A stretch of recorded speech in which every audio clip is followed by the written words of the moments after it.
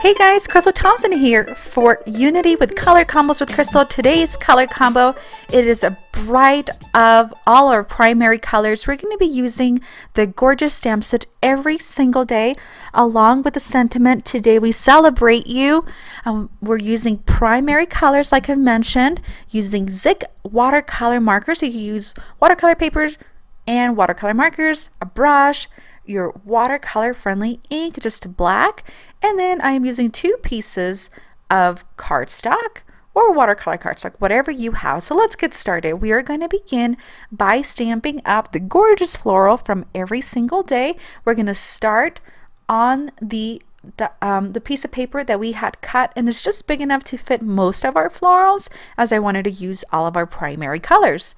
Next, we are going to stamp the same floral off to the right, trying to get all the flowers onto that piece of card base, and then we're going to start filling in the the other pieces that have not been stamped with the same florals. Just feel free to turn over and get the leaves and then ink up the other corner and repeat onto the other corner.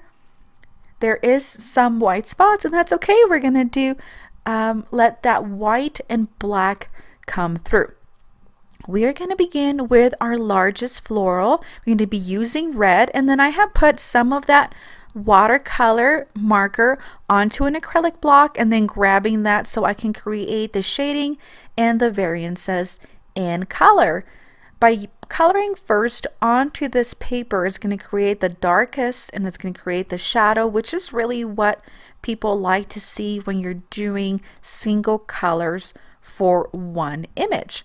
Now we're going to move on to using a different color. We're going to dry up our brush and just keep coloring the entire floral. I wanted to use this, just the primary colors, and the reason why is because everybody's has them. If you do not have watercolor markers, you can use your watercolor pads of color or inks that are water-based, and again, just put the ink pad onto a piece of acrylic and then grab it with your brush. We're going to start with doing the shadow using that blue and then coming in with just a tiny bit and filling in those shadows and flickering out to create those gorgeous petal looking. We're going to move on to the next, which is going to be a yellow, and this one's a little tougher to see, but we're going to repeat the same process by creating the shadow with the marker itself and then coming in with the color on our acrylic block and coloring that. It makes it really easy. I like to do this instead of Copic coloring. It just goes a lot faster with a lot less shading. We're going to move on to the leaves. I've added that green to all the leaves and the stems, and then just grabbing that color from the acrylic block and adding that to the leaves.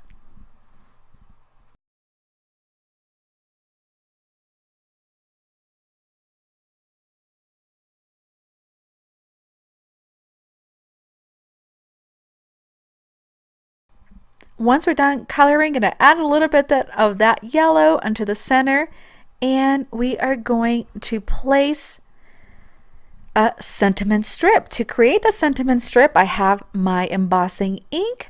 Going to stamp that stamp set on, place it on the piece of black cardstock, grab our embossing gun, cover the entire thing with white embossing powder, and then heat set.